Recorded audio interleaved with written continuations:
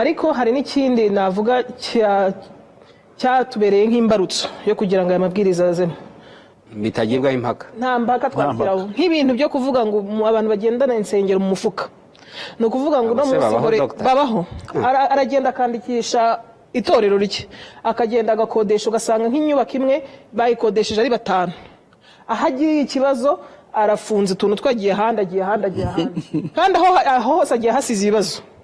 Ibyo bintu ntago binegotiable, ntago tuzavuga ngo ntago tuzihanganira kubona ngo umuntu afite akabari hano hejuru yashyizeho urusengero kwa 5 azaba ari akabari kwa 6 tubebero byabaye urusengero. Izo zigendanwa mu mufuka ntago zizihanganirwa.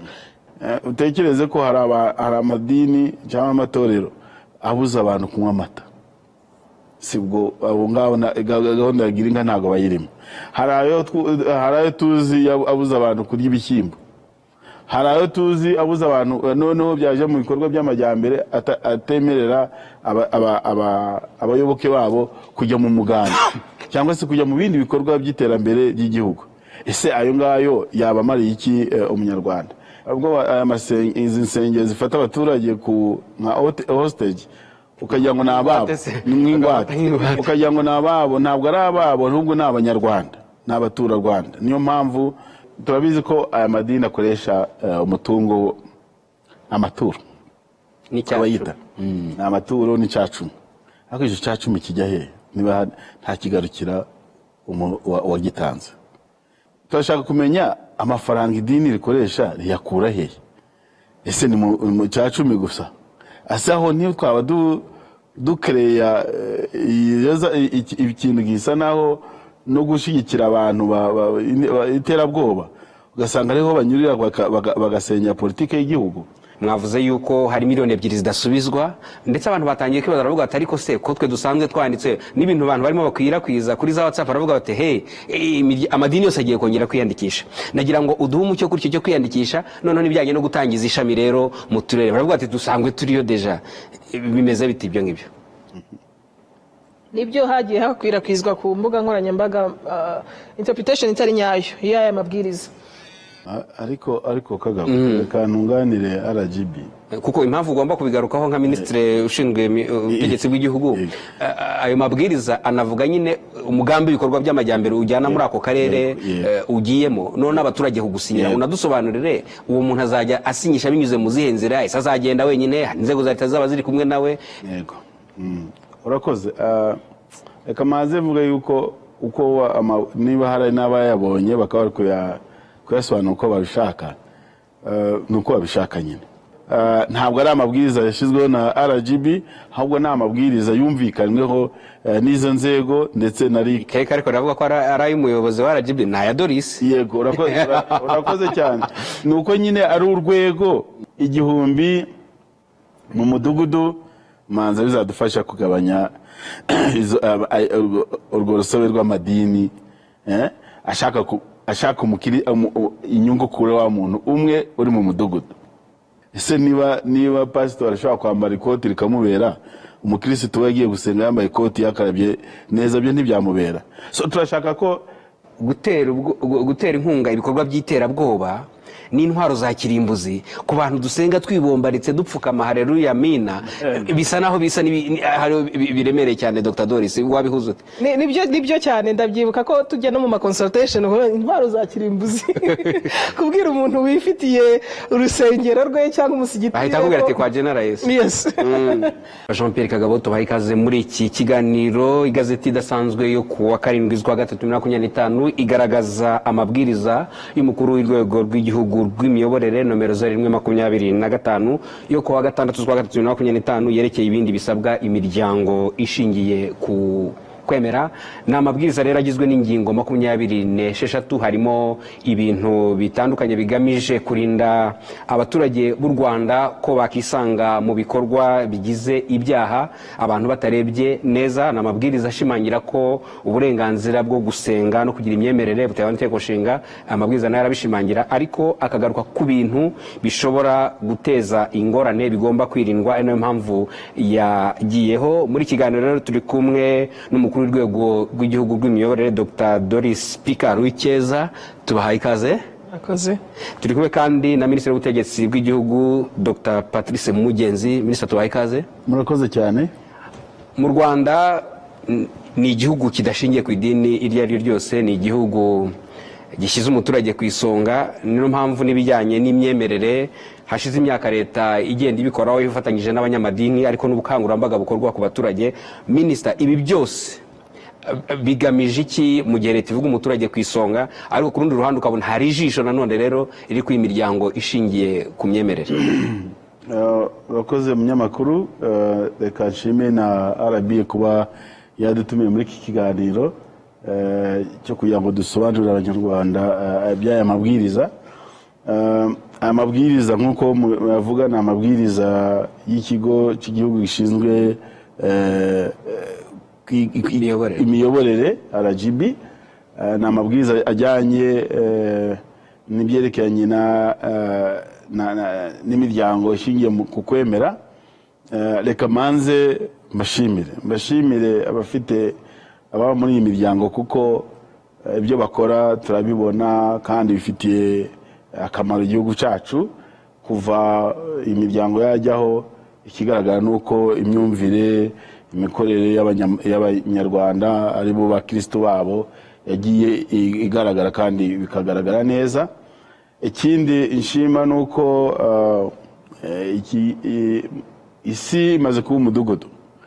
Isi ni nk'umudugudu, nibyo mumaze kuvuga tutarebye neza. Abakristo bacu bareba social media, abakristo bacu bahora bafite za telefone zitandukanye, bashobora kugwa mu byaha bimwe babyita ko ari iterambere, ariko bikitwa ibyaha. Ariko kandi nanone turashaka kugira ngo nibura tujyanishe iyi myemerere yacu n'amategeko, yaba amategeko mpuzamahanga ndetse n'amategeko y'u Rwanda. Ikindi mvuga nuko aya mabwiriza nadufasha cyane no gukomeza kubungabunga ubumwe bw'abanyarwanda. Anariyo mpamvu leta dufatanyije na RGB, binyuze kuri RGB ndetse no muri Minisiteri y'Ubutegetsi bw'Igihugu, twifuza ko aya mabwiriza yasobanuka kandi agasobanurirwa neza abanyarwanda. Tukagira ngo rero nk'uko mubivuze, ibi bivuze iki? Ibi bivuze yuko burya umuturage ku isonga. Niyo mpamvu duhora buri gihe dutekereza icyamuteza imbere. Amabwiriza rero nayo aza guteza imbere umuturage wacu, anariwe mukirisitu muri iyi miryango ishingiye ku kwemera. Dr Doris, amabwiriza, andi mabwiriza niko mwayise agenga imiryango ishingiye ku kwemera, aje n'ubundi hari urugendo rwatangiye wenda n'ikera, ariko mpereza 2018 mwaka ushize, aho abantu bagiye bagira byinshi basabwa, cyane cyane imiryango ishingiye ku kwemera. Uyu munsi ni ikihe aya mabwiriza aza kongera mu bindi musanzwe mukorana n'imiryango ishingiye ku kwemera, no kunoza imikorere yayo kugira ngo koko abanyarwanda barimo babone inyungu bavana mu gusenga, ariko hataza kubamo n'izindi ngorane zaturuka ku batabikora neza? Murakoze cyane kuri icyo kibazo mumbajije.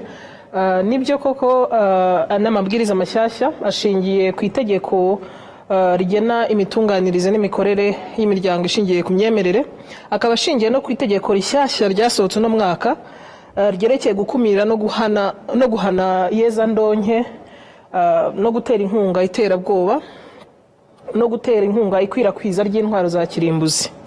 Ni mu mategeko mashyashya tugiye dushyiramo ibirebana nayo muri aya mabwiriza. Ariko hari n'ikindi navuga cyatubereye nk'imbarutso yo kugira ngo aya mabwiriza azemo.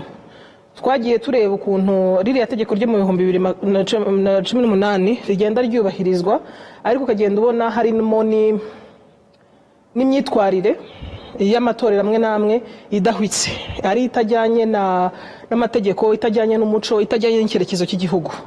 Nagira ngo mbanze nk'uko Honorable Minister yarabivuzeho, nshimire amatorero menshi agiriye akamaro communities, afite ibikorwa byinshi n'abafatanyabikorwa ba leta, amashuri, amavuriro, usanga ari imiryango ishingiye ku myemerere iba yarayubatse. Hagati aho ariko hagiye hagaragara ibindi bibazo byinshi cyane. Usanga iyi sector y'imiryango ishingiye ku myemerere niyo sector ikoresha public funds, amafaranga aturuka mu baturage, ariko ugasanga ari nayo sector itari monitored uko bakoresha ayo mafaranga. idakurikiranye. Nk'ubu naguha urugero rwa leta ikura amafaranga yo gukora ibikorwa mu misoro, buri giceri kiba gikurikiranye uko cyinjirwa, uko gikoreshejwe n'uko gisohoka biba bikurikiranye, ariko ugasanga noneho hari izi nzego zifata ayo mafaranga y'abaturage ariko ntumenye ko akurikirana. So icyo kintu cyajemo cyo kugira ngo dushimangire kurushaho ko haba transparency muko amafaranga umukorera mu bucyo uko amafaranga akoreshwa, ayo mafaranga y'abaturage, akamaro bagirira societe, abakamaro bagira abaturage kuko n'amafaranga yabo, no n'akamaro bagira abaturage mu myemerere. Ni ukuvuga ngo bafite amafaranga rusange ariko bafite n'ibitekerezo rusange. Cyo ni ikintu bashobora gukoresha ku neza ariko cyangwa akagikoresha ku nabi. Hari abantu twagiye dusanga bafata umutungo ari wo mutungo w'abantu bakawikoreshereza ibyo bashatse, bakawufata nkaho ari umutungo bwite. Hakaba n'ibibazo by'iyeza ndonye bigenda bigaragara. Hakaba n'ibibazo by'uko noneho bafata umwanya n'ibitekerezo by'abaturage. Hari amatorero yagiye akurwaho ubuzima gatozi kubera yuko ibyaha bari gukora birenze ibyaha byo kuvuga ngo turaba tugufungiye gatoya. Ni ukuvuga ngo babandi bashishikariza abantu kudakurikiza gahunda za leta. Nabaha nk'urugero rwabo twasanze babuza abantu kujya kwivuza amavuriro, babuza abantu kujya muri gahunda ya gira inka. Ni gahunda yatumye yakemuye ikibazo kinini cy'igwingira. Urumva uri gutuma abaturage basubira inyuma. Hari amatorero yagiye agaragara yuko afata umwanya wose w'abaturage. Ni ukuvuga ngo kuva kwa mbere kugera ku cyumweru, kuva mu gitondo kugera nimugoroba, basaba kuba bicaye aho ngaho mu rusengero rwabo. Urumva ko nta kintu nawe ushobora kwimarira, nta kazi ushobora gukora, nta gushobora no kwiteza imbere. So ibyo ngibyo ni ukugenda dukumira icyo kintu cyo gufata abaturage mw'ingwate, niko navuga hostage, ukabaka amafaranga yose bashobora kuba bafite, ukabaka umwanya wabo wose n'ibitekerezo byabo byose, ntihagire n'akamaro na kamwe bagirira. Byagiye binagaragara yuko bagiye bashyiramo, hari abashinga insengero nka business. Ibyo ni ibintu bizwi bifatika. Hari n'umuntu wabwiwe ngo wabuze byose ubura no gutangira urusengero kugira ngo ukuremo amafaranga. Ibyo ni ibintu bigomba gukumirwa n'ukurebera abaturage. Iyi ni public good, public interest. Iki kimigirira akamaro abantu muri rusange. So nibyo bigiye bigaragara muri ano mabwiriza, no gukumira ako kavuyo k'ama eglise cyangwa k'amatorero agenda ashingwa kugira ngo mugende mukura mu bantu, mukura mu baturage ibintu nta kintu na kimwe mubahereza, kugira ngo tumenye ngo aya mafaranga se mupfuye mu baturage agiye kumarira iki iyo community. Cyo ni cyambere, mugiye kuyakoresha gute, aturutse he, nabwo tubimenye. Ni mu bintu byagiye bigaragara. Hari amabwiriza, harimo ingingo mu mabwiriza, harimo izo ngingo zo kugira ngo dukumire icyo kibazo cya mushrooming cy'abantu bafungura izo nsengero badafite gahunda nziza abaturage. N'abandi bafite ubwo buriganya, bafite badakorera habona mu mafaranga y'abo baturage. Nibyo bibazo bigenda bigaragara bigomba gukumirwa muri ano mabwiriza. Minisita, aya mabwiriza n'ubundi aje hari ibindi byarimo bikorwa. Hari insengero cyangwa ahantu hasengerwa harenga 10,000. Abantu bari barabwiye bati mwebwe ahangaha nimwe muretse mubanze mugire ibyo mwuzuza. Ariko nanone hari n'umurongo wagiye utangwa n'ubuyobozi bw'igihugu, cyane cyane ku buryo imiryango ishingiye kwemera yatunganywa, ntihagire abona kitabarusahurira mu nduru bazamo. Wenda mwanatubwira ubundi bwo byari bigezehe kubahiriza biriya byari byarashyizweho aya mabwiriza, se ni ugutangira bushya, ni ugukomereza aho byari bigeze, biraza kuzuzanya bite n'ibyari byaratangiye? Murakoze cyane. Nk'uko wari umaze kubivuga, ni processus igikomeza. Yatangiranye na Nyakanga 2024 ubwo isuzuma ryabaga mu nsengero ndetse no mu matorero na za eglise runaka, tugasanga harimo akavuyo. Ako kavuyo rero niko kaje hagaragara yuko nibura mu nsengero 14,000 dufite 9,800 byafashwe umwanzuro wo gufungwa, wo kuba ufunzwe. Ariko ibyo byose gufungwa bikaba ari muri rwa rwego nk'uko RGB yamaze kubivuga bwo kurengera inyungu z'abanyarwanda ari nabo bakristo. Kuko hari ubwo nk'uko RGB yavuze, ubwo izi nsengero zifata abaturage ku nka hostage ukagira ngo nababo n'ingwate ukagira ngo nababo ntabwo ari ababo ahubwo n'abanyarwanda n'abatura Rwanda. Niyo mpamvu agomba kubaho buri gihe amategeko arengera abanyarwanda. Aho rero niho mu rwego rwo kugira ngo nibura turengera ubuzima bw'abanyarwanda, iyo suzuma ryarabaye, ariko ikimaze kugaragara nuko nk'ibyo byemezo byafashwe amatorero agera kuri 652 amaze gufungwa burundu. Ubwo ne aho gusengera, ariko gusengera nuvuga ngo urebye asengerwa ndetse n'ahantu hasengerwa 652, ariko ndavuga aho ngabo, ariko biracyakomeza ni gahunda nk'uko bambaje, ni gahunda igikomeza. Ndetse hari n'andi matorero yamba ubuzima gatozi completely, atari noza the churches cyangwa se maison de prière, ahubwo amatorero akaka ubuzima gatozi. Kubera iki? Kubera ko byagaragaye ko imikorere yabo yari mibi, ndetse ishobora no kubangamira ubumwe bw'abanyarwanda. Urumva ko twavuze yuko tugomba kurengera ubumwe bw'abanyarwanda, amatorero yose atari in line with the government policy, cyane cyane ishingiye ku bumwe bw'abanyarwanda. Aho ngayo matorero arayobya abanyarwanda bacu. Ikindi nuko guverinoma kandi irakomeje irisuzuma, ireba mu myigishirize ndetse n'ubutumwa buhabwa abanyarwanda niba butanyuranye na gahunda za leta. Yabivuze RGB, utekereze ko hari amadini cyangwa amatorero abuza abantu kunywa amata, sibwo abo ngabo gahunda ya girinka ntago bayirimo.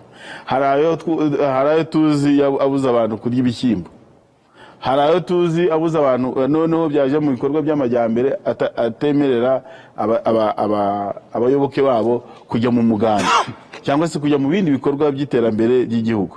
Ese ayo ngayo yabamariye iki umunyarwanda? Rero ni muri rwo rwego Kagabo, leta buri gihe biri hafi kugira ngo nibura ifate ibyemezo bituma hatagira umuntu ubangamira gahunda zose za leta. Dr. Doris, iyo ndeba aya mabwiriza nagerageje kuyasoma, nashyize nko byiciro 4 cyangwa 5, ariko 3 by'ingenzi. Icya mbere ni ibijyanye no kwiyandikisha, uburyo umuryango ushingiye kwemera wiyandikisha. Mwavuze yuko hari miliyoni 2 zidasubizwa, ndetse abantu batangiye kwibaza, baravuga ati ariko se ko twe dusanzwe twanditse n'ibintu abantu barimo bakwirakwiza kuri za WhatsApp, baravuga bati hey, amadini yose agiye kongera kwiyandikisha. Nagira ngo uduhe umucyo kuri cyo kwiyandikisha, noneho n'ibijyanye no gutangiza ishami rero mu turere. Baravuga ati dusangwe turiyo deja, bimeze biti ibyo ngibyo? Nibyo hagiye hakwirakwizwa ku mbuga nkoranyambaga interpretation itari nyayo y'aya mabwiriza. Ubuzima gatozi ni ikintu kiremereye, navuga ko kiremereye. Ni ikigiha uburenganzira imiryango kubibaho, kubishobora no kubaka igakomeza ubuzima, ikaba ifite ubuzima gatozi nyine. Ntabwo ari ikintu ntabwo ari ikintu bakwaka lightly. Abafite ubuzima gatozi barabugumana, ntabwo bakeneye kongera kwiyandikisha, ariko bakeneye kuza kuhuza ibikorwa byayo nawe mabwiriza, byo bita compliance. Nko mu 2018 rino tegeko rigena imiryango ishingiye ku myemerere riza ryahaye abantu imyaka ingahe yo kugira ngo babe compliant, ariko ntago byabasabye ko bongera kwiyandikisha. Icyo babasabye ni ukuzana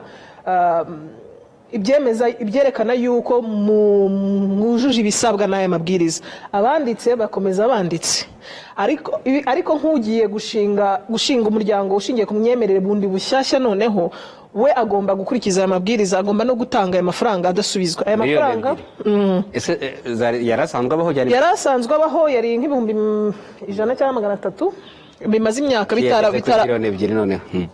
nukubera yuko noneho ubu ngubu ni process ndende. Twakora ko tubiherwa ububasha n'itegeko rigena imiryango ishingiye ku myemerere, riduha ubwo bubasha bwo kongeraho amabwiriza y'ibisabwa. Ibisabwa ni byinshi, kandi bifata umwanya w'abantu benshi cyane kugira ngo barebe muri ibyo bintu bisabwa, kandi no kugira ngo dukumire ba bantu bavuga ati ngewe mfite 5 mu mufuka cyangwa mfite 100, reka ngende nandikishe, ndabizi ko nzakuramo arenze.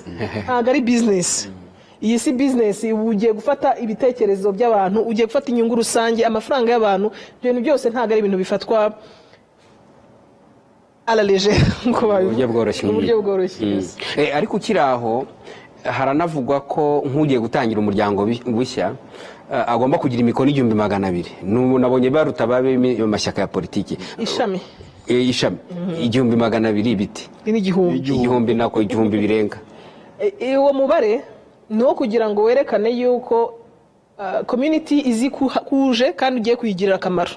Nk'abantu, niba ufite abantu 1,000 bashyigikiye ko ugiye kuza, bakavuga ati nta kibazo, ngwino winstare, ngwino, ntabwo bivuze ngo basabwe kuba ari abanyamuryango b'iryo torero, ariko ari abantu bavuga ati natwe tuzatukurebera ko tugirira akamaro. Ni ukugira ngo tunakumire ba bantu bashyiramo amaeglise menshi, ugasanga nko mu gace kamwe yashyizemo amaeglise ye nk'atanu, nta vuriro na rimwe yari yahashyira, nta bikorwa, nta kwishyurira mitiweli abaturage. Icyo gihe abaturage nabo bazaba bakurebera, baba nk'ijisho rikurebera kuvuga ati se ko twagusinyiye nguze utumariye iki. ariko Kagabo, kanunganire RGB, kuko impamvu ugomba kubigarukaho nka ministre ushinzwe ubutegetsi bw'igihugu, ayo mabwiriza anavuga nyine umugambi w'ibikorwa by'amajyambere ujyana muri ako karere ugiyemo, none abaturage kugusinyira. Unadusobanurire uwo muntu azajya asinyisha binyuze mu zihe nzira, ese azagenda wenyine, inzego za leta zaba ziri kumwe nawe? Yego, urakoze. Reka maze mvuga yuko uko niba hari n'abayabonye bakaba bari kuyasobanura uko babishaka, nuko babishaka nyine. Ariko ndagira ngo amabwiriza babwire ko yakozwe kuri consultations n'abanyamadini. Abanyamadini bibumbiye muri RIC, aho bose amabwiriza barayabonye kandi batanze ibitekerezo. Ikindi nuko aya mabwiriza none yatanzwe ibitekerezo na institution zitandukanye zikorwaho n'umunyarwanda, aho umunyarwanda yaba ubutegetsi bw'igihugu, yaba minijiste, yaba ribu n'abandi bose bumva yuko bafite mu nshingano zabo kurengera inyungu z'umunyarwanda. Nuvuga ngo rero ntabwo ari amabwiriza yashyizweho na RGB, ahubwo ni amabwiriza yumvikanyweho n'izo nzego ndetse na RIC. Ariko navuga ko ari umuyobozi wa RGB na ya Doris. Yego, urakoze cyane.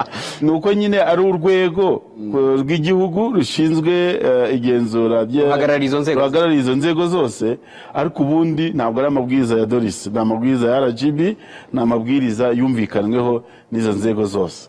Ikindi warubajije ni cyerekeranye nuko wenda abantu basabwa abantu nibura 1,000 n'uburyo bikurikiranwa wenda mu turere n'umujyi wa Kigali. Kubwacu nka Minisiteri y'Ubutegetsi bw'igihugu, mu nzego z'ibanze, iri tegeko riraturengera cyane. Riturengera kubera iki? Ibarengera mwe nk'abayobozi cyangwa rirengera umuturage, ariko natwe rikadufasha kubana n'abaturage bacu. Impamvu ni iyi ngiyi, nuko wageraga mu mudugudu ugasangamo hari idini iri gucuranga, wagera muri mudugudu ugasangamo rindi iri gucuranga, wagera muri rindi kandi ugasanga ari branch imwe. Natanga urugero, yaba ADPR, yaba abakristo gatolika, yaba ugasanga ahantu hose hari iki, hari abo bantu. Nuvuga ngo rero 1,000 mu mudugudu manza bizadufasha kugabanya urwo rusobe rw'amadini ashaka inyungu kure wa muntu umwe uri mu mudugudu. Ikindi nuko burya nta muryango utagira amategeko yo kwigenzura. Aya mabwiriza ariho kugira ngo nibura abo ngabo bigenzure, ariko nanone bagenzurwe. Tugomba gukora mu mucyo, kandi gukora mu mucyo ni ukugaragaza ibyo dukora. Niba iryo dini cyangwa iryo torero rije mu mudugudu zitazanyemo amazi, urumva ari mariki. Hari aho usanga perezida w'igihugu, perezida wa repubulika avuga ati hari aho usanga aho hasengerwa haruta robine z'amazi zishobora kuhaba. Si n'ibyo gusa, aho hasengerwa hatari na toilette, aho hasengerwa hatari n'amazi, aho hasengerwa mbese ugasanga nibyo kuvuga ngo ugusenga byo gusenga sinzi nuko wenda abantu baba basenga igihe badashobora nibura kuba bafite izindi facilities zabafasha. Ikindi turabizi ko aya madini akoresha umutungo amaturo n'icyacu amaturo n'icyacu, ariko icyo cyacu kijya he niba nta kigarukira wagitanze? Turi mu mibereho myiza, turi mu iterambere, ariko turifuza yuko kuba ayitanze bakubaka idini ni byiza, ariko nibagire n'icyo bagarurira wa mukristo abone yuko icyacumi cye hari icyo kigejeje. Nacyo nashaka kubabaza, urabona ko inzego z'ibanze zahawe ubushobozi wenda bunasanzweho, ariko ndabona ko bushobora kuziyongera niba bashobora gukurikirana icyo gikorwa cy'umuntu ugiye gusinyisha abantu nibura 1000 mu gihe ashaka gutangiza iryo shami, ariko no gukurikirana ko bafite ibisabwa. Inzego z'ibanze zifite ubwo bushobozi, zirubatse, zifite umuntu wabashinzwe ibyo bintu. Urakoze cyane. Inzego z'ibanze zifite ubwo bushobozi mu bufatanye n'izindi nzego. Hari ibintu bisaba intelligence, hari ibintu bisaba amakuru y'ubutasi, niko nabyita. Ibyo uvuga ni ukuri, kuko ahangaha hari ibyo yavuze money laundering, nayo urayizi, nuko yeza ntonge. Uretse n'iyeza ntonge, hari n'abantu baba funded n'abantu batazwi. Iyo umuntu atagaragaza umufandinga, akenshi uravuga umuterankunga. Turashaka kumenya amafaranga idini rikoresha riyakura hehe? Ese ni mu cyacumi gusa? Ase aho niyo twaba dukereya ikintu gisa naho no gushigikira abantu iterabwoba, ugasanga ariho banyurira bagasenya politike y'igihugu. Ikindi nuko twifuza kugira ngo nibura mu byo dukora abantu 1000, hari ubwo bavuze se bazaboneka. Niba bataboneka kandi muri iyo area nyine niho bazaboneka nibura mu midugudu 3 cyangwa 5 ifatanyije. Muri icyo gihe bizadufasha natwe kumenya ngo ese abagiyeyo bavanye iki. Muri iki gihe turavuga uzi mu madini menshi turavuga isuku.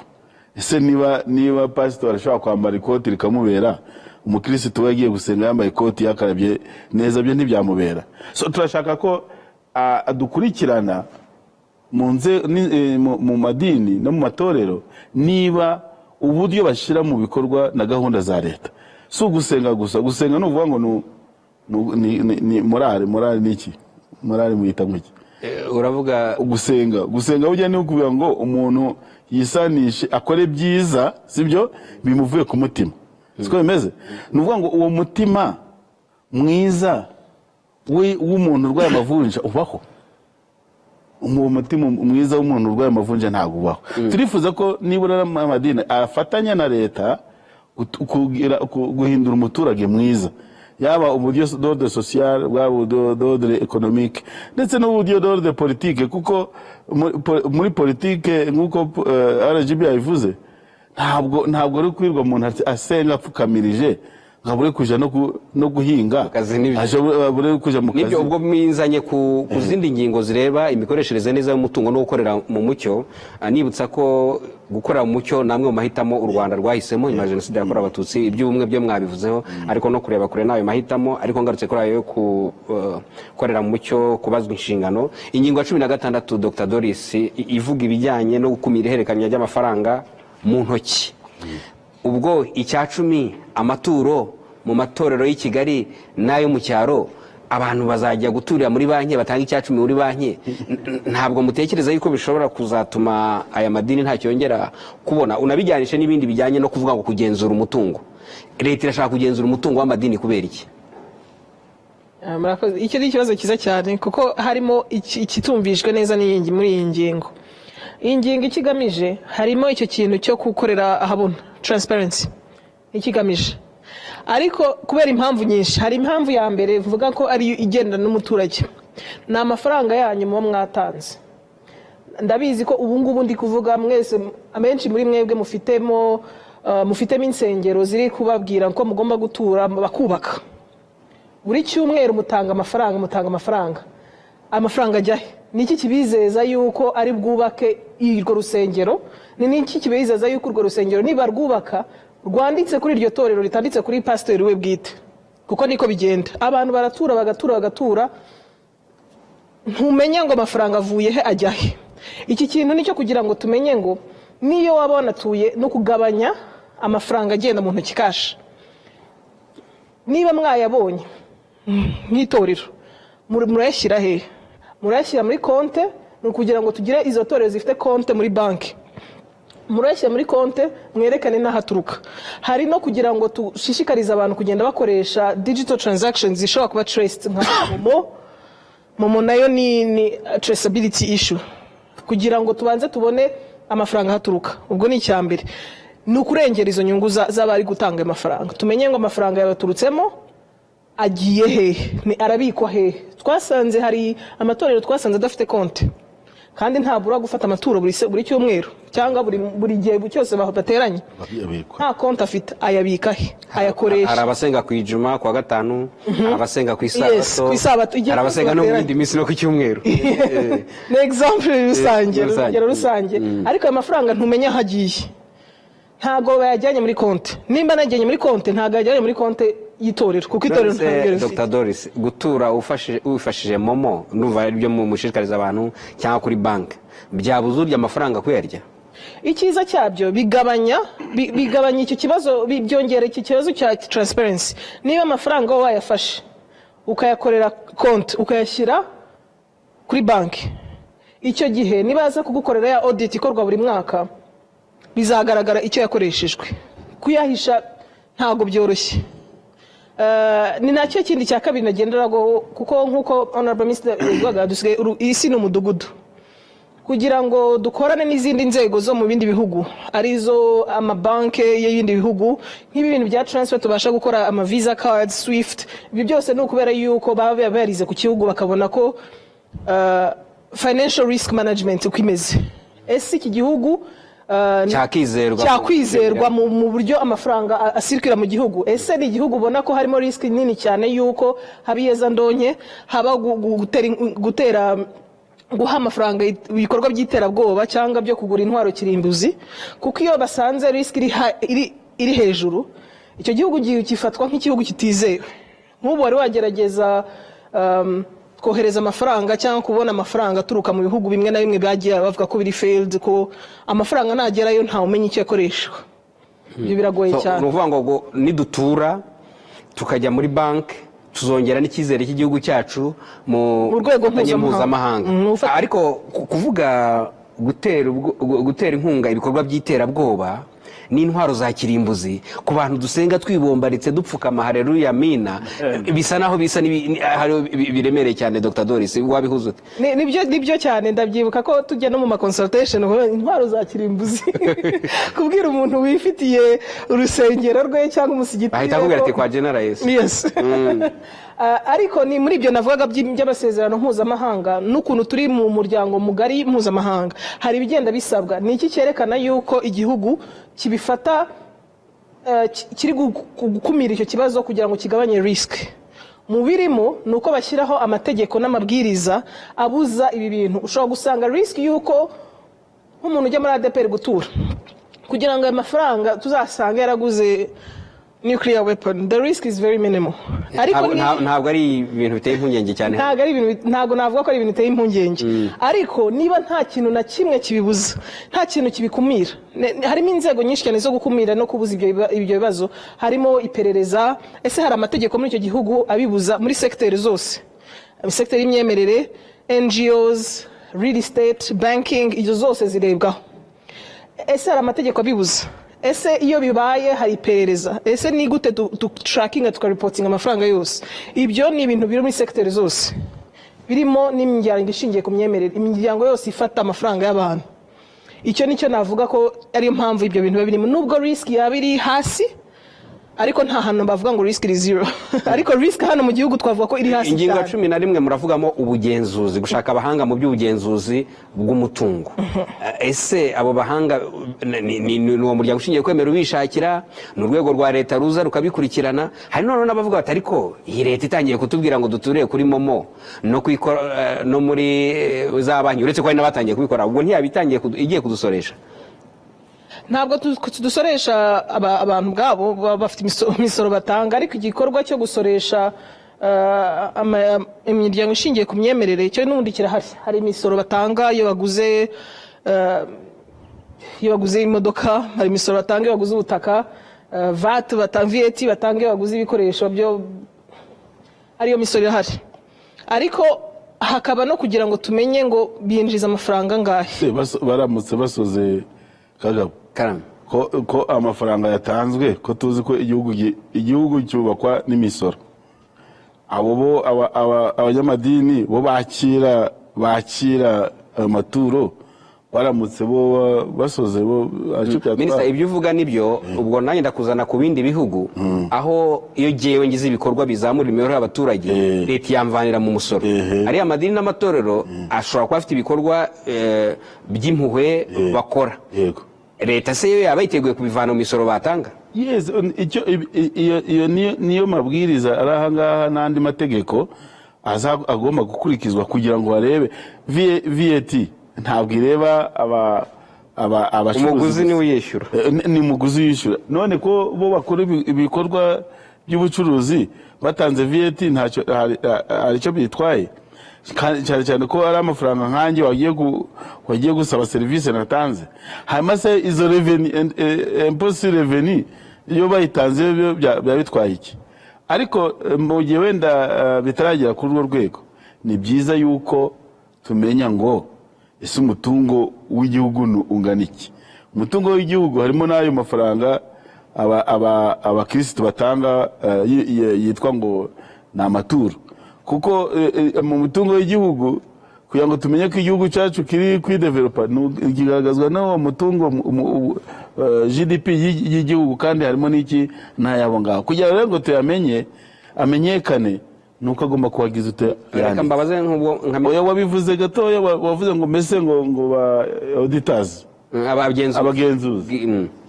Ntabwo umugenzuzi azava kuri RGB cyangwa ave muri Minaloc, ariko turashaka yuko hagira umukozi nanone bafite uzi kugira ute, uzi gukora kwandika neza amafaranga, ntuza accounting records akazikipinga neza, kuko uko byagenda kose hashobora no kubaho n'igenzura rusange. Noze tutagenera nawe ashaka kujya akagenzura, nubwo tutagenera agenzura wenda ibigo bya leta, ariko turashaka ko na Rwanda Revenue yamenya ni ibyo abantu bakora. So nuvuga ngo uko byagenda kose turifuza ko financial transactions z'imiryango igamije imyemerere nabo mbese baze. Reka tubimanure iwacu muri wa mugani kwa Kanyarwanda aho dutuye. Itorero riri iyo ngiyo ntiriwe mvuga hariho iyo kure. Murabizi neza ko ayo matorero yose afite ubwo bushobozi, nabo baturage bose bafite ubwo bumenyi bwo gukoresha yaba banke zaba izo mobile money, none biragaruka ku nzego z'ibanga.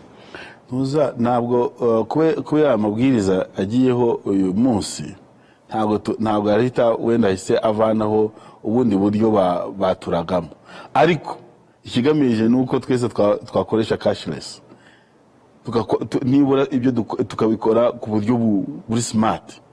Aya mafaranga, burya amafaranga uhaye umuntu mu ntoki n'amafaranga wohereje kuri ntabwo ari mandatory, ntabwo ari ihame, no kuminimizinga no kugabanya, utabikora nta kibazo byamugeraho ingaruka.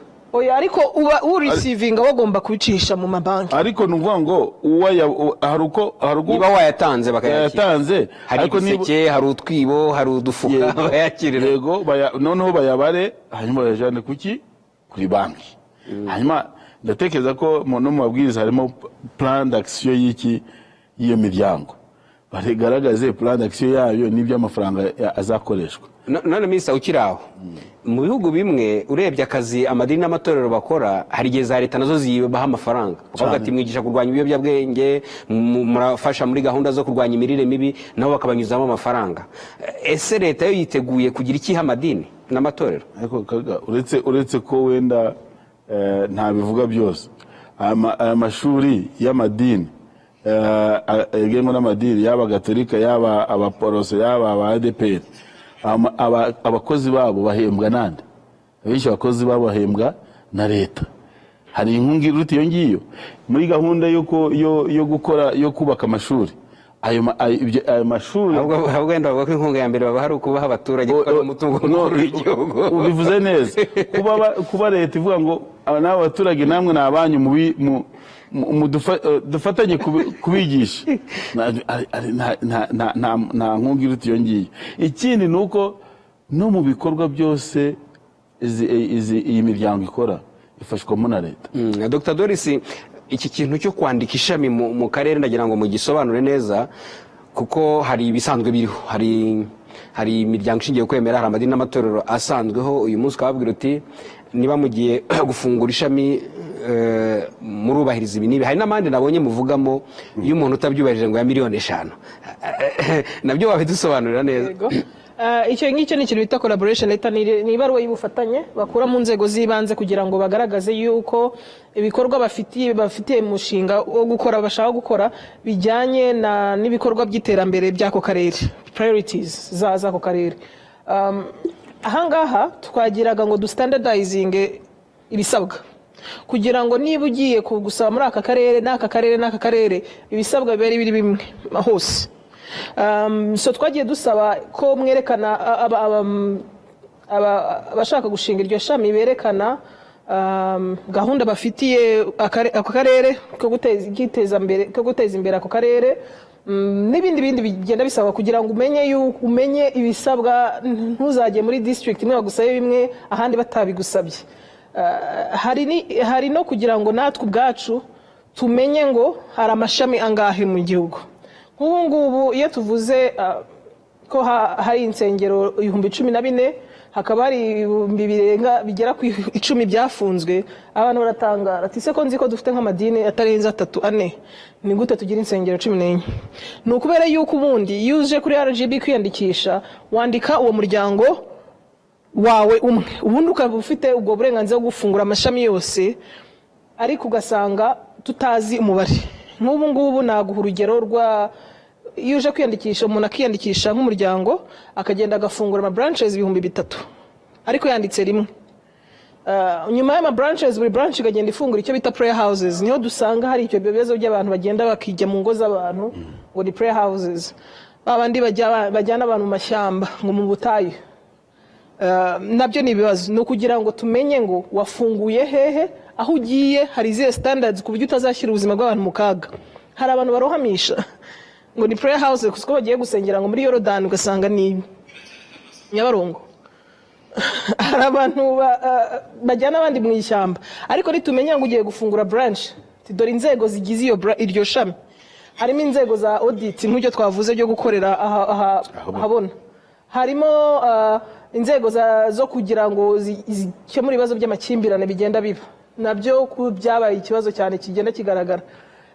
Nicyo kintu navuga ko cy'ingenzi kugira ngo tubone imikorere ibe standardized. Collaboration letter rero twavugaga aho ngaho iyo bari imikoranire n'ubundi igira igihe cyo kurangirira.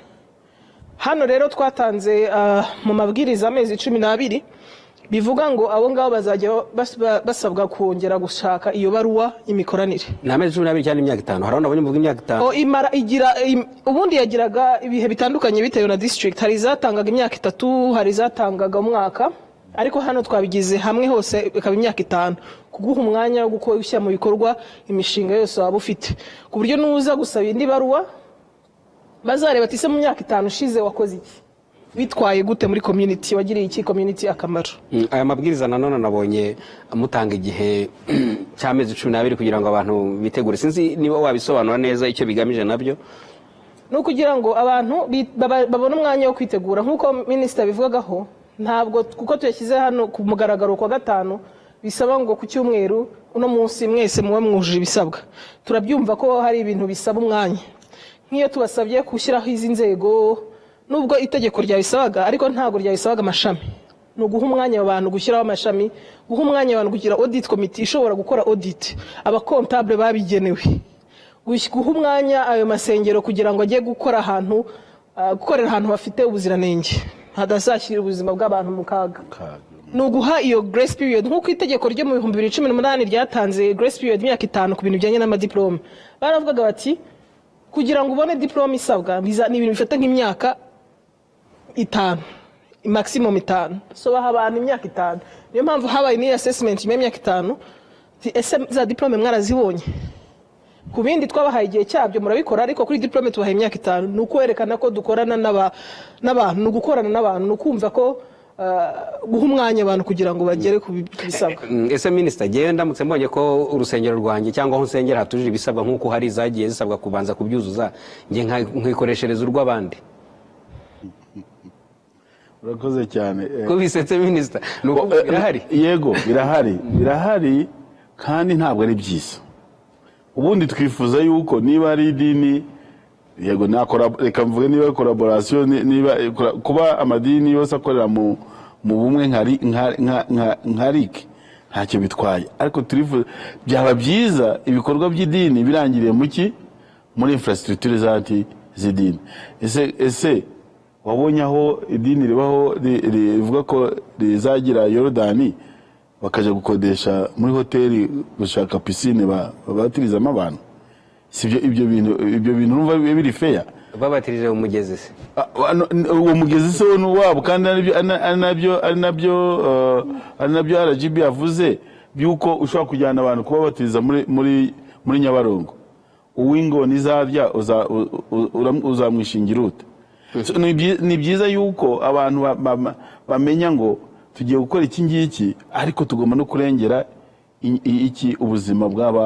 bw'abaturage bacu ari nabo bakristo babo uko byagenda kose icyo tugamije kandi icyo amabwiriza agamije ntabwo tugamije yuko bareka gusenga ni byiza babihisemo ariko no badasenga nabo ni abanyarwanda sibyo ntabwo rero byavuga ngo bagiye gutira ahandi hanyuma se y'amafaranga bahabwa bayakoresha. Minister amabwiriza nk'aya yasohotse hari abantu bashyira imbaraga nyinshi mu kureba ibibi biyarimo kuruta ibyiza byaba birimo ndetse n'uburyo abantu baganira uburyo kuganira bwaragutse ugasanga icyo batekerezaga uravuga ko ari byiza ariko noneho hajemo ingaruka bivuga ati abantu barabanize barabuze uburenganzira buteganywa n'Itegeko Nshinga bwo kwisanzura mu myemerere kugira ngo basubiza iki.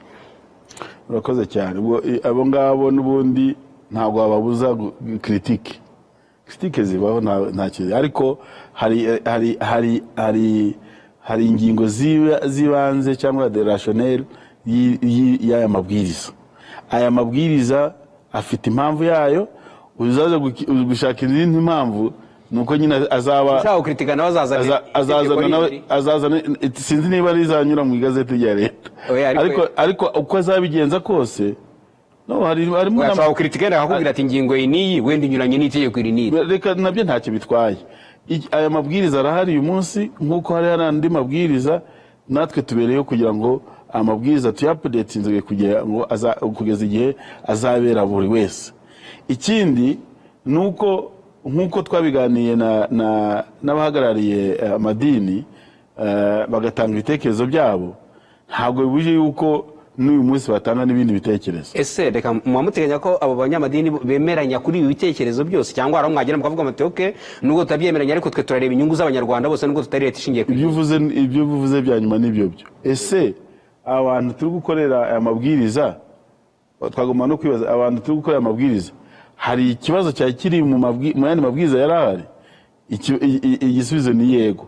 Ni nayo mpamvu dushaka kugira ngo tuyaharmonize sibyo muri aya mabwiriza kuba twaraganiriye yaba n'uyu mubare wavuze igihumbi imikono ntabwo ari imikono by the way n'abantu igihumbi mbese ariko bashyiraho indangamuntu zabo bakanasinya niko ingingo ivuga of course kuko niba bemeye ko abanyamuryango b'iryo torero cy'abakirisitu ariko ko ari abanyamuryango cyangwa bishobora no kuba ari n'abandi bashyigikiye ni ukuvuga iki nuvuga ngo Doris abo ngabo igihumbi byaba byose igihumbi nibo ntabwo ari bazabazana abanyaburaya sibyo bazane abaganda ahubwo bagomba kuba ari abanyarwanda. Ubundi bazabakuraho abo bantu ni muri uwo mudugudu ugiye kujyamo cyangwa bavana aho ushatse hose mu gihugu bagomba kuba necessary bari muri uwo muryango.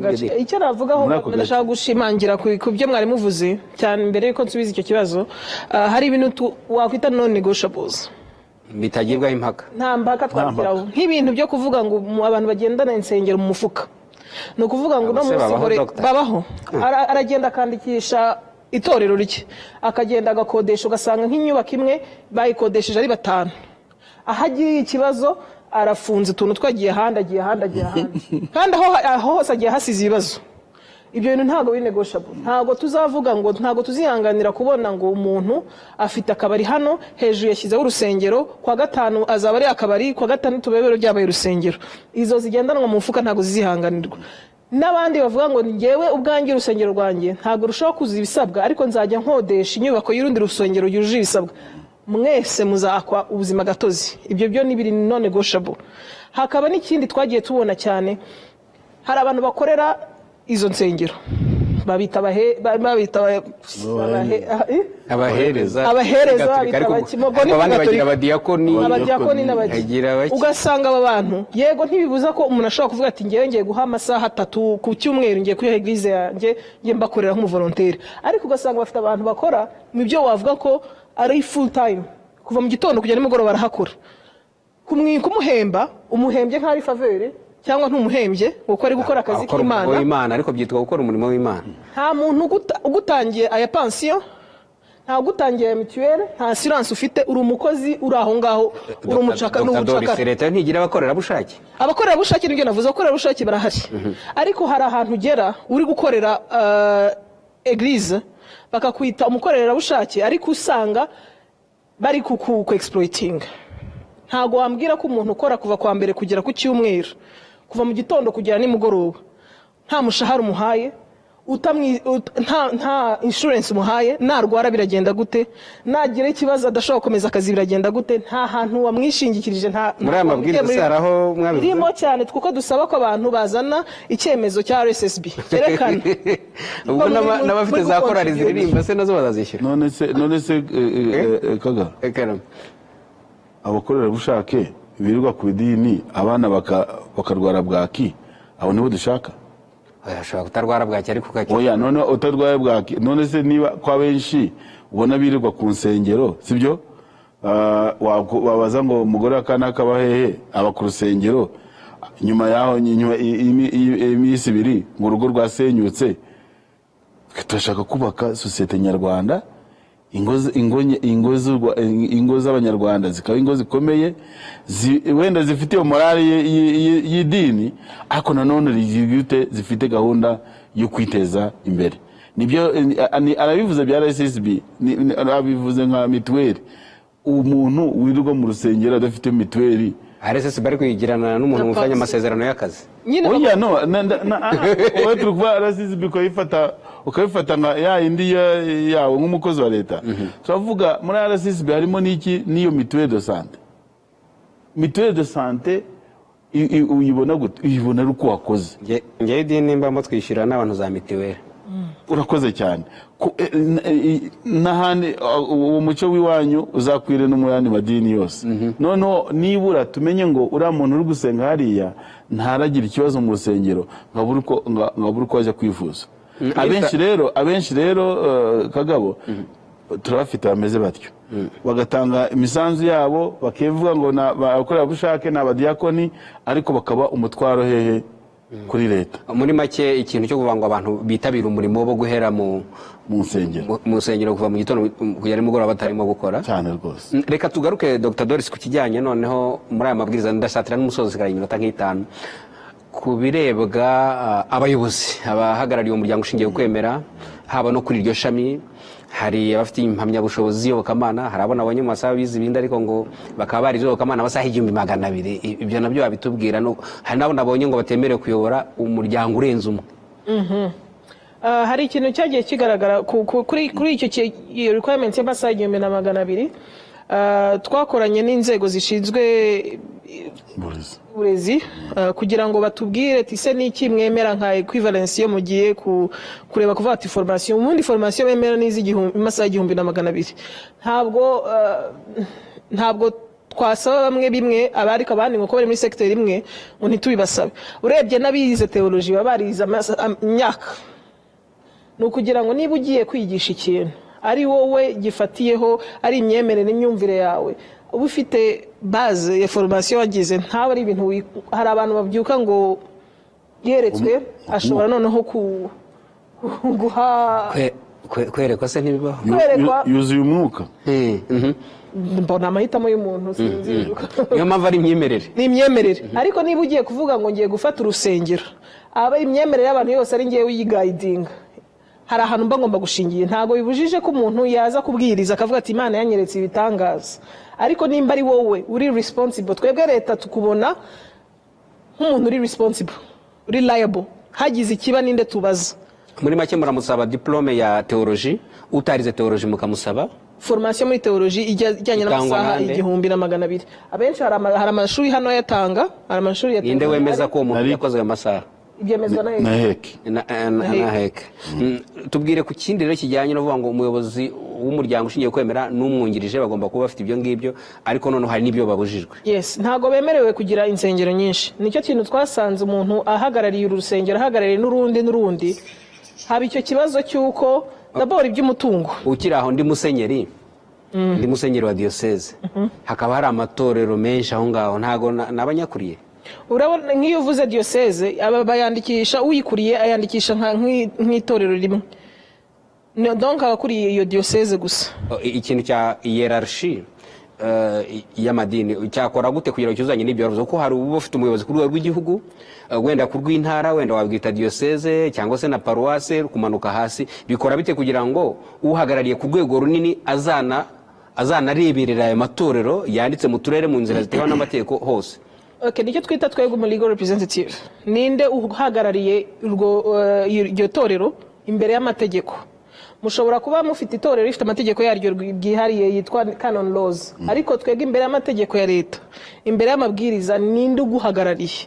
Nk'iyo ugiye gushinga umuryango ugendeye ku myemerere natanga urugero kuri wenda abakatolike yandikisha diocese yego akaba ari umwe uyikuriye ntago yaba ari umwe kuri izo diocese nyinshi ifite paruwasi. Yes izo paruwasi nazo ziza kwiyandikisha nk'amashami yaba ari paruwase yaba ari succursale yaba ari centrale twe tuzibona nk'amashami. Musenyeri aba yakurira nayo ni uko of course nayo kuri diocese ariko ntago azakurira diocese ebyiri niba agiye bamujyanye handi kubera amategeko yabo internal bakamujyana muri diocese azaba avuye kukurira iyo diocese ya mbere baza batwereka impapuro bati ntago agikuriye akuriye. Hari ibigenga guhindura uhagarariye. Hari abantu rero bagira structure ituma ugira umuntu nko mu karere hashobora kubamo entities nyinshi zitandukanye z'idini bazita bitandukanye bakavuga ati jewe wenda ndi pasiteri nshinzwe paruwase ikora muri aka karere muri paruwase mu karere twagiramo paruwasi nyinshi ibyo bigenda arega ibyo ikibazo ni cyiza ni nayo mpamvu amabwiriza arahari no kuza wenda ku complyinga harimo no kuza bazanye amahame yabo kugira amahame shingiro iyo umuryango ateye ate kuko muri ayo mahame niho hariho na structure sibyo hari na structure kugeza uyu munsi tutavuga ngo wenda twavanaho kuko wenda ari amahame azwi kandi atanateye n'ibibazo. Icyo twifuza nuko nabo ngabo abo tuvuga agomba kuyobora abo ngabo ese wayobora abantu utazi kwiyobora. Turashaka ko abantu bagira ubumenyi bwo gutransforminga umuntu sibyo kuko nabo bashobora kuba barabaye transformed ariko noneho tukaba base ubumenyi ubukura hehe kugaragaje ko wabwize ntacyo bitwaye ariko ntabwo bavuga ngo umwuka wera waragira ute warampumekeye none ngiye mfite ubushobozi. Ibyo ngibyo turabivuga nk'iki gihe muri iki gihe dufite abantu benshi biyita uko bashaka kandi wenda ni n'uburenganzira bwabo ariko ubwo burenganzira bwabo ufite aho bugize ute bugarukiye kuko ntabwo tugomba gutwara abaturage bacu nk'intama ahubwo tugomba kubatwara bikurikije amahame n'amabwiriza agenga umunyarwanda. Minisita wenda wakora reaction ku kantu ugiye kwaza mu minota 2 kubera ko ngiye kurangiza iki kiganiro. Hari amadini yubatse ku buryo inzego zayo zirangirira ku rwego nakita rw'isi bamwe ni Vatikani abandi ni muri Amerika abandi ni bari Maka cyangwa Simbizi ari ugasanga no muri ibyo batanga yaba amaturo hari ameze gutyo wenda bimwe bishobora kurangira mu Rwanda ariko abandi ugasanga ari amaturo n'icya 10 bizagera naho ku kicaro gikuru kimwe nuko hari ibyava ku kicaro gikuru ari mpamvu hari n'ingingo zivuga ku butera nkunga bwava ahandi hantu. Icyo cyo murakibona mute amabwiriza kivuga iki? Amabwiriza ari clair amabwiriza avuga byerekanye na accounting ko amafaranga yakiriwe, hakaba rero uburyo amafaranga akoreshwa. Kuri twebwe icyangombwa nuko akoreshwa mu nyungu z'iki agiye hanze se mu bihugu byo hanze aho bahagarariwe, si kuki agomba kujya hanze. ariko tuvuge ko hari na portion igomba gutera, wenda nka Eglise Katolika agomba kujya i Roma akazatera inkunga handi, cyangwa se sinzi niba na Roma idutera inkunga kugira ngo tugire. Ariko icyangombwa ni accountability. Icyambere ni accountability, kugira ngo nibura tumenye ngo amafaranga y'Abanyarwanda mwakira y'Abanyarwanda ajya hehe, akora iki. Sibyo? Kuko ntabwo twanze yuko n'Abanyarwanda niba twakira amafaranga menshi tukaba hari abo dushobora no gufasha, well and good. Niba hari abo dufasha, niba hari za Caritas bagomba gufasha, ibyo ntacyo bitwaye, ariko nibura binyure muki umucyo. Dr. Doris Twanzura, twarebye ku mabwiriza y'urwego rw'igihugu rw'imiyoborere yasohotse mu igazeti ya leta tariki 7 z'ukwa gatatu. Amabwiriza agizwe n'ingingo 26 zirimo ibisabwa kwiyandikisha ku muryango ushingiye ku kwemera, ibisabwa abahagarariye iyo miryango, ibigena kugaba ishami, ariko n'ibijyanye n'imicungire y'umutungo hagamijwe kurinda iyezandonke, amafaranga aturuka mu nzira zitazwi, ariko no kurwanya ibikorwa by'iterabwoba n'intwaro za kirimbuzi. Twanzura, wabwira iki abari muri iyo miryango ishingiye ku kwemera n'uburyo amabwiriza azakurikiranwa ko ashyirwa mu bikorwa? Murakoze, tuzakomeza gukorana. Mvuga ko yuko RGB n'izindi nzego za leta zose turi abafatanyabikorwa bano matorero. Icy'ingenzi ni ugukomeza kuganira tukabafasha kugira ngo buzuze ibisabwa n'aya mategeko. Kuri urwo ruhande nicyo nababwira. Ikindi, ntabwo aya mabwiriza aje kubangamira imikorere yabo, aje kuyishyira mu mucyo no kuyinoza kurushaho. Kandi nka leta tuvuga yuko niho n'uburinganire tuba turi kwinshiringa. Ntabwo twashyiraho amabwiriza ngo ayareba Abakatolike, ayareba Abayisilamu, oya, ni ahantu buri wese ashobora kwisanga akavuga ati ibi ngibi ni ibintu, ni imirongo ya baza, niyo dufatiraho tugenderaho. Kubasaba ko ibintu byose bikorwa mu mucyo, kubasaba yuko inyungu za rusange arizo ziba zirebwaho, ntabwo ari ibintu buvuga ngo hano ngo nabadohorera kuko ari abangaba cyangwa basi nabadohore. No kugira ngo tunoze imikoranire, kugira ngo dukomeze tugakorane neza, turateza imbere igihugu cyacu. Minisitiri, wenda nko munota umwe, ibi byose turabivuga bigamije umuturage, ari leta, ari ayo madini, ari bandi bose turahurira ku muturage, niwe centre d'intérêt, niwe duhuriraho. Uwo muturage twifuza ko azaba ameze neza mu cyerekezo 2050. Abanyamadini baravuga ko azajya mu ijuru, akaba ariho bazanaba neza kurushaho kuruta uko bari hano mu isi, ariko leta ikavuga ngo turashaka ko mubaho neza mukiri muri ubu buzima. Abo bose urababwira iki rero muri uwo munota umwe? Umunota umwe, reka manze nanshimire abanyamadini nk'uko natanye mbivuga, kuko transformation ni urugendo. Inyigisho zabo zikomeze ziba inyigisho zigeza heza umunyarwanda wacu. Icya kabiri, ndashimira cyane abanyamadini batangiye kugabanya izo nsengero, kuko barahari, kuko hari n'ababonye ko ibi bintu nabyo byari bikabije, nabo bakaba bafashe umurongo wo kugabanya izo nsengero mu nyungu tujuru z'abaturage. Icya gatatu nuko niba hari umuntu wagiye mu ijuru akagaruka akatubwira ko mu ijuru ari heza, dukomeze dutumbire tuje mu ijuru. Ariko niba ikintu cya mbere twese tuzi nuko tubayeho hano ku isi, leta y'u Rwanda niba ifite umurongo w'umuturage muri 2050, amadini nayo nadufashe yuko muri 2050 umuturage bashaka kujana mu ijuru azaba ari umuturage ukeye kandi wishimye. Ibyo rero turashaka kuvuga ngo niba dufatanye n'abafatanyabikorwa beza, ariko dufatanye yuko uko babyita kose ngende ngumva kuja mu ijuru ari ukubaho neza, kandi ni naho bashaka kuganisha umuturage wacu. Igihe cyose rero bazatuganisha umuturage aheza, yaba muri 2050 yaba muri 2080, icyangombwa nuko iryo juru azaba yarigezemo, kandi atekereza ko na yamana dusenga izabibafashamo. Imana dusenga izabibafashamo. Dr. Doris, umukuru w'urwego rw'igihugu rw'imiyoborere RGB, tubashimiye umwanya mwaduhaye. mwakoze cyane nzi ko mwari mufite byinshi byagomba gutuma mutaboneka ariko mwakoze cyane ibyiza gusa. Dr Patrice Mugenzi, Minisitiri w'Ubutegetsi bw'Igihugu, turabashimiye na mwanya mwaduhaye kugira ngo tuganire kuri aya mabwiriza agenga imiryango ishingiye ku kwemera. Amabwiriza arimo ibintu bishya byinshi ariko nk'uko mubivuze bigamije neza y'Abanyarwanda n'abaturarwanda. Natwe turabashimiye RBA kandi dukomeza gufatanya. Abadukurikiye rero nababwira yuko byibura mu burambe bifite nuko dufite leta itega amatwi abaturage.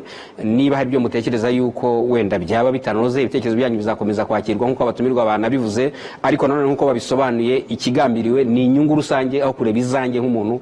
Ubwo rero nibaza ko turi igihugu kiganira, turi igihugu kifuza ibyiza. Aya mabwiriza ubwo agenda bageraho mugende mureba ibyo mushobora kunoza, hanyuma ibindi by'ibitekerezo n'ibindi byazaza ubwo nabwo inzego zibishinzwe zabakira. Reka mbashimire, nitwa Jean Pierre Kagabo, mukomeze kugira ibihe byiza. Bye bye.